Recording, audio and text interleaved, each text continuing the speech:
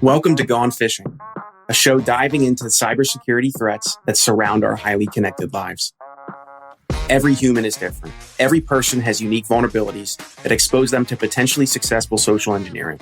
On this show, we'll discuss human vulnerability and how it relates to unique individuals. I'm Connor Swalm, CEO of Phin Securities, and welcome to Gone Fishing.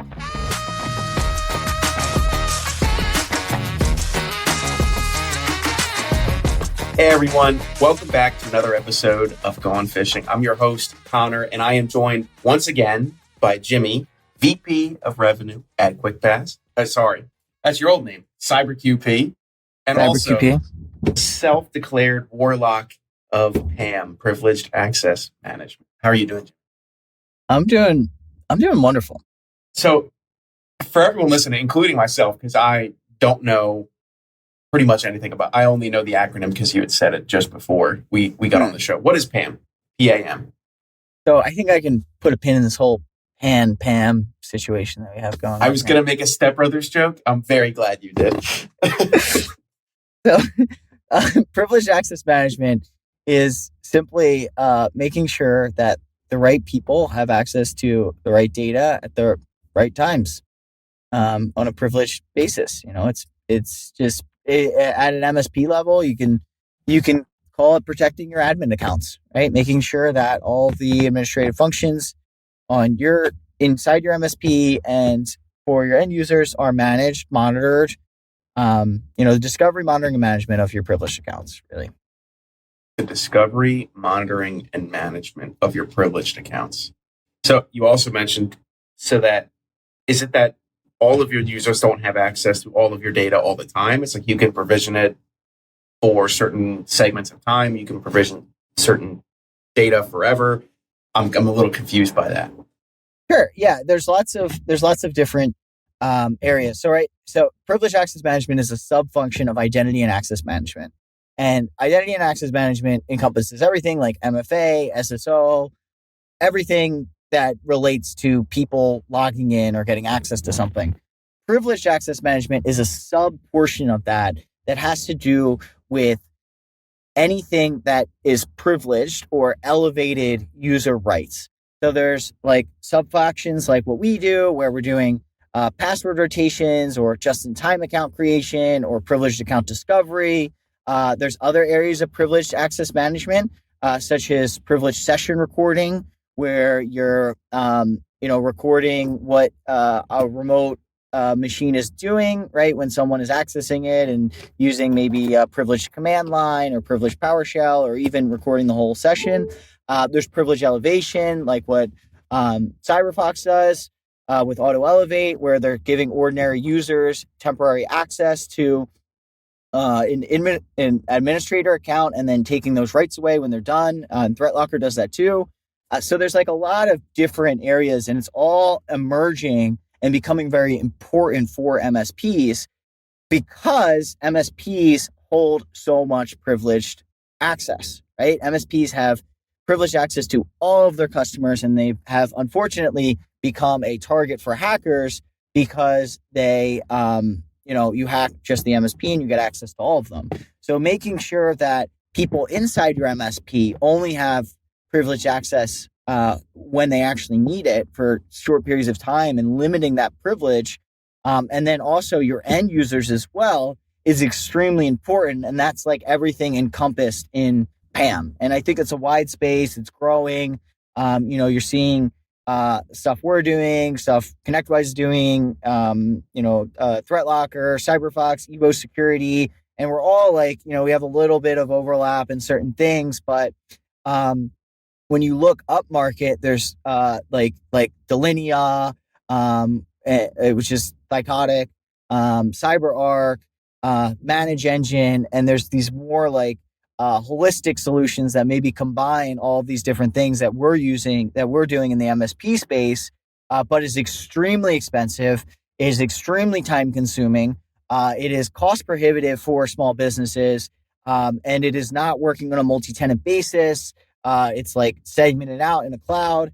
So you're starting to see, as you do with cybersecurity and technology in general, that those technology concepts coming down market, and that's how you end up with companies like us who, do this stuff extremely, extremely well for MSPs and their customers more specifically. So I don't even know if I answered your question, but that was a long answer about PAM. The question was, what is PAM? I think you did a great job at covering it, though. Okay. You also kind of asked, always what I follow up with is, why should anyone care about this? It's like, we've made an acronym. Congrats. It's like, there are so many acronyms that exist in this world. But it sounds like, if I got it correctly, it's not having access to all of your data all the time and not having access to everything all the time, provisioning it. And then you mentioned just-in-time accounts. You mentioned elevating privileges. You mentioned giving access to data and then taking it away when it's necessary as well. How else is it important? Is there any other thing that is under the scope of privileged access management that we haven't talked about? Well, so by default, IT people like myself want access to everything. I want God mode level access to every system. I want the developer options, admin settings, right? And that's just the way I am. I like to tweak things, I like to play with it. And that is like horrible practice for information security, because if something happens to me, so much more damage can get done. And we need to change our way of thinking as MSPs to get away from that and move to least privilege. So, for example, if you're an MSP CEO listening, if you have domain access, admin access to all of your clients, or you have, whatever, God mode access to a bunch of your internal systems, and you never log in, you don't actually need access. And by having that access, you're setting a culture of the higher you get in the organization, the more access you get, and you want to keep that and you want to hold it. But all you're doing is creating standing privilege or risk for yourself. Standing privilege is having admin access to something when you're not using it, or admin access to something all the time. And we need to switch to a culture of least privilege and zero standing privilege, where if you need admin access, you get it for a little bit and then you turn it back off. And cyber insurers have noticed this, and they're usually years behind, but they are asking questions about this. Regulators have known about this and are starting to implement it. And auditors and a lot to do with accountability, because in MSP, for example, you end up with a lot of shared accounts, right? And with a shared account, you lose the auditing of who was accessing what at what time for the most critical privileged accounts, because everyone's using the same one. And we help do stuff like password rotation that mitigates a lot of that and helps with it. But ultimately, we're seeing everything is going to move to named accounts, where you need to have if somebody's doing something on a system, it needs to get tied back to an actual human being. And there's just a lot more eyes on it now, and there will continue to be even more. So if you're not getting cyber insurance questions or regulatory requirements for named accounts or privileged access management, there's a high probability that you will in the future, which is helping drive this adoption on top of the fact that it, people are just getting hacked and getting popped for, having access to things that they shouldn't all the time. I forget who said this, but a statement that I always enjoyed was, you're not too small to get hacked. You're just too small to make the news. Like, a big question that a lot of MSPs get from their clients is, why would I bother doing this? Why would I bother spending all this money when I'm too small? Yeah. And I mean, that's all part of it, right? That's like part of why, we are existing, and why if you went to IT Nation Secure, it seemed like there's tons of PAM vendors with the new SOC SIM, the new MDR, right? Like just moving in, taking over, because this was just completely cost prohibitive for small businesses. And even like Microsoft, they're coming out with Microsoft PIM, which is privileged identity management. It's a focus for everyone. And now, people like us are trying to bring it to all the small businesses.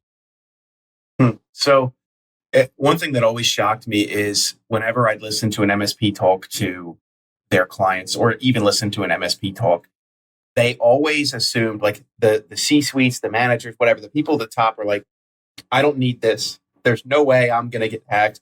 There's no way that I'm the I'm the reason my organization's going to go under. Like, this is just a roadblock. Don't put it in front of me. And they honestly, sometimes they get really angry, especially when they're MSP or when they're security providers. Like, no, you have to do this.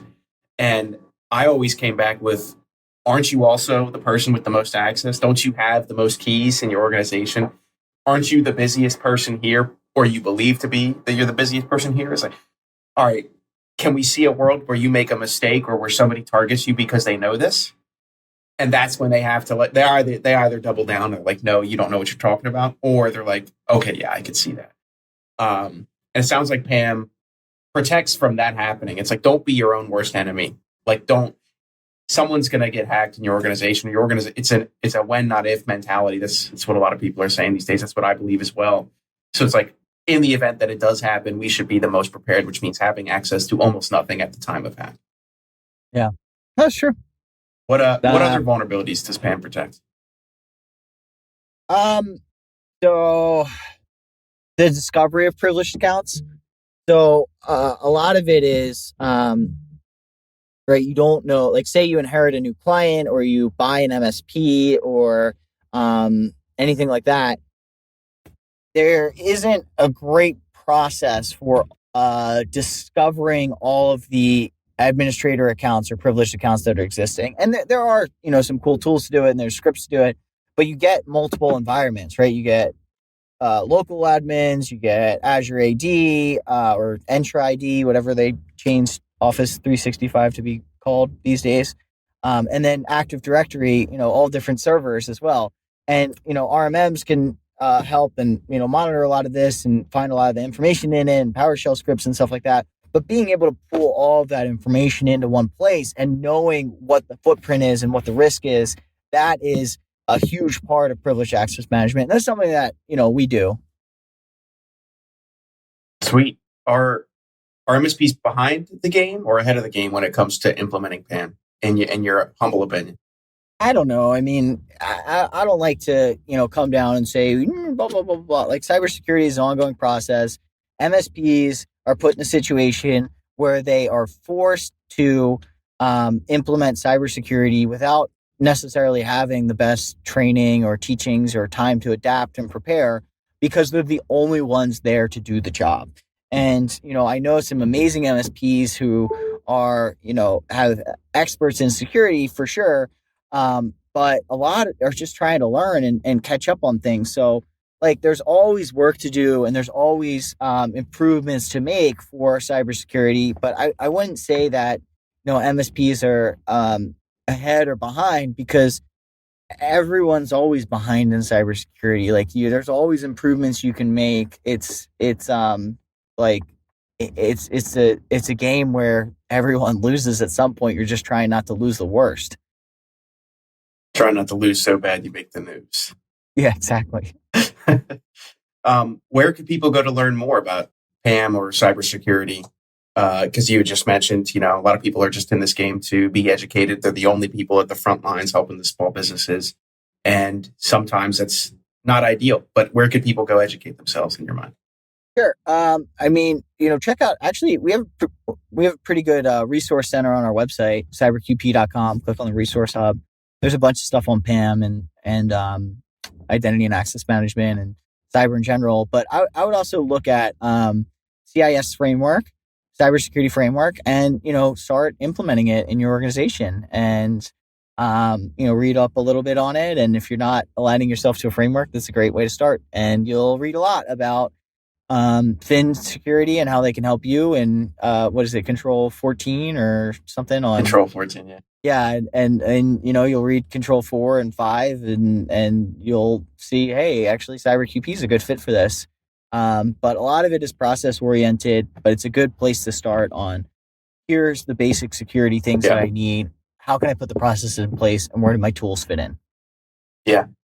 For those of you listening who are hearing about this for the first time, CIS stands for the Center for Internet Security, and they've created a group of best practices to follow, the controls. And I think there's 18 of them. And there are sub points and all there. And it's like, okay, if you're looking to, have a decent security program or know what a decent security program would look like and the things that you should care about, go to CIS, find the framework, look at all those things and check the boxes. Do you have tools that help you with these things, or do you have processes that actually, I guarantee, you said 4 and 5, I guarantee some of them are actually like, do you actually de-escalate access when needed? And do you not provision everything all the time? So for those of you listening, just that'd be a great place to start. And there are probably 100 million people on YouTube that have made wonderful videos, and cybersecurity experts there that have made videos on it. Yeah, there's the cyber call, or the cyber cast now it's called, did a whole series on all the controls. Or I don't know if they're done it yet, but you should that's a good, they go through each one by one. It's very good. So that's a good place to learn too. Sweet. Any last minute advice? This is where we always wrap up with folks, is what's one thing they should take from your expertise today on learning PAM or learning about cybersecurity? Just look inward on yourself and think, what do I have access to? And is there an actual reason for this? And can I make a culture change in my organization by giving up this God mode access for no reason? No good reason. No good reason. Is there a good reason to have God mode is my follow-up. It's fun. Okay. It's fun. You heard it, folks. Yeah. Awesome. Well, thanks for joining me today. This has been super helpful, not only to myself, but I imagine to everyone listening. I had no idea what PAM was before we started this call, and now I feel like I'm an expert. So, watch out. I might be coming for your job, Jimmy. I'm going to be the spokesperson for PAM, and we'll go from there. Yeah, you got it, man. You come take it. Sweet. Thanks, everyone, for listening or watching, if you're watching us. And as always, all the links we mentioned today, they'll be in the show notes. Jimmy's contact information, whatever you'd like to share with us, be in the show notes as well if you'd like to ask him more questions about PAM or AI. He's the warlock of the democratically elected warlock of PAM. He's also talks about AI a ton, and that's a lot of fun. But thanks, everyone, for joining. Have a great rest of your day, and we will see you next time. Thanks so much for tuning in to Gone Fishing. If you want to find out more about high-quality security awareness training campaigns, how to launch them in ways that actually engage employees to change their habits, then check us out, Phin Security, at phinsec.io. That's phinsec.io. Or click all of the wonderful links in our show notes. Thanks for fishing with me today, and we'll see you next time.